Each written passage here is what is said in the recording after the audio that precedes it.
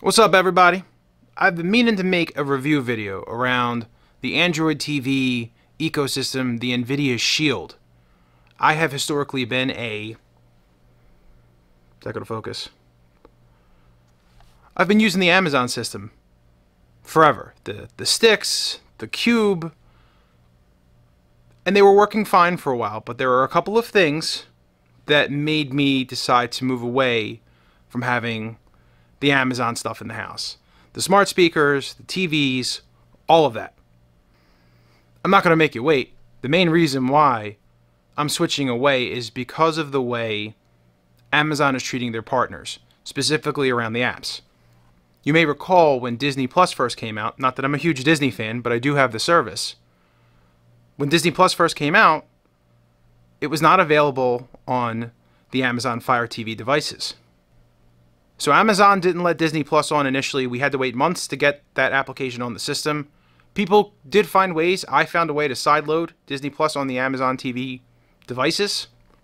And just like Disney Plus, now Amazon is giving HBO via their HBO Max app and NBC via their Peacock app the same hard time. It's been months since the services went live, and they're not available unless you sideload on the Fire TV devices. So now we're seeing a pattern where Amazon is making it difficult to get access to the subscription services that you're paying for. I should also note that Amazon did the same thing with Google via YouTube. If you recall, you had to sideload or get this janky web version of the YouTube app if you wanted to watch YouTube videos on your Fire TV. Now, I've always had a couple of Rokus in the house, and I always viewed Roku as sort of the neutral, independent third party for these streaming services. It always sort of worked on Roku. Well, now Roku is also having problems with HBO Max and the Peacock. They're not letting it on their services either. My other issue with Roku, which made me shift from Roku to the Amazon devices, was that their apps always kind of sucked. You can tell that the app experience that you were having on your phone never matched the Roku. The Roku always felt behind. My understanding, don't quote me on this, is that it's more difficult to program on the Roku operating system, and that's why you never got the freshest version of the applications. By the way, that could have changed. It's been about 2 or 3 years since I've purchased any Roku devices. So long story short, because they've made it difficult for me to access the subscription applications and services that I pay for, they're out.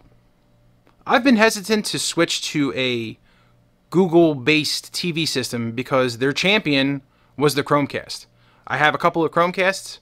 They're lovely devices, but I hate the lack of remote control.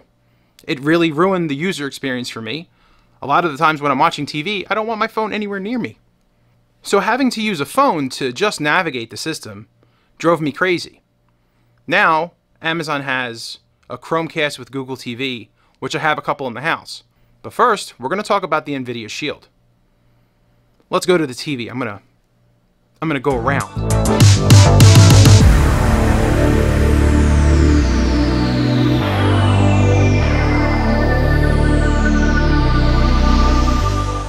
Right out of the gate, the Nvidia Shield devices are so much smoother, so much snappier than the Amazon Fire TV devices.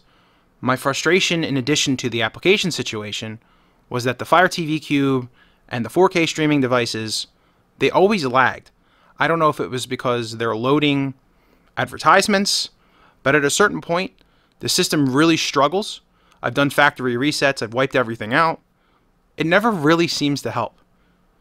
At a certain point, they just slow down, and it often makes me wonder if Amazon is doing this intentionally to force people to buy new devices.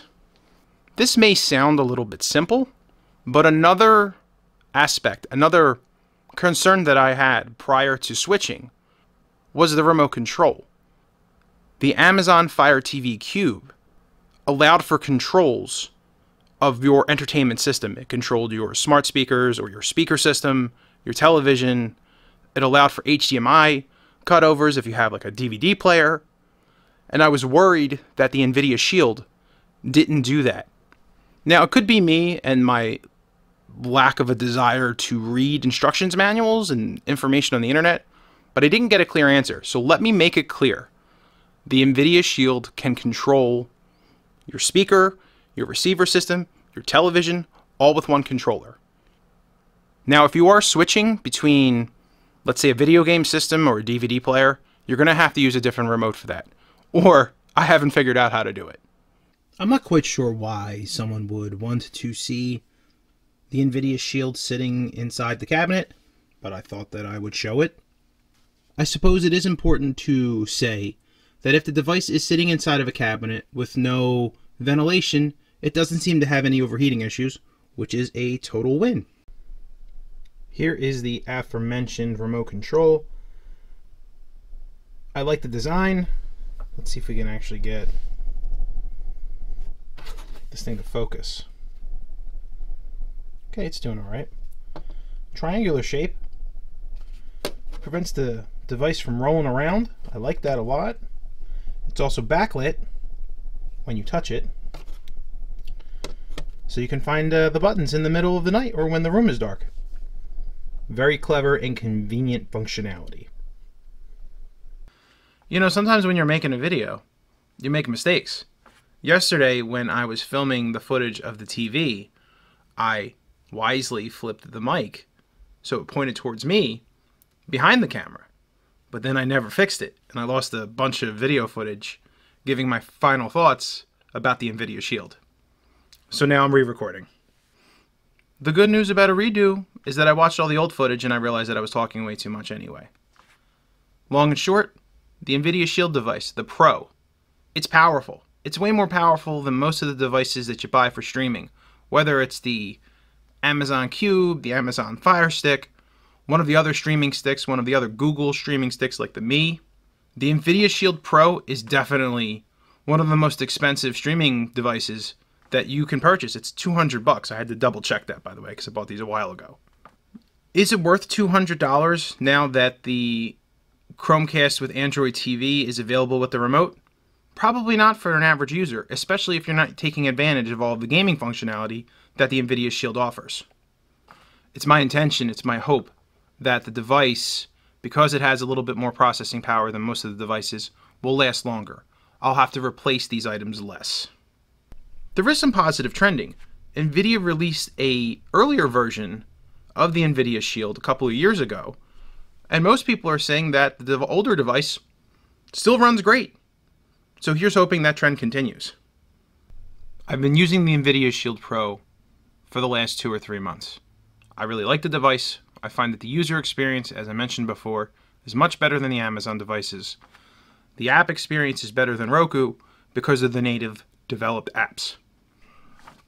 Okay, I'm going to stop talking. I appreciate you looking at this review. I really hope that you found something interesting or informative about the information that I shared, my thoughts on the Nvidia device. If you guys like this, again, I'm not begging for likes or I'm not going to pressure people to like this video.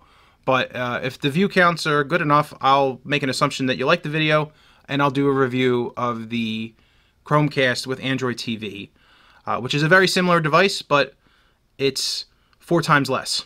So, thanks for watching. I'll be back next week.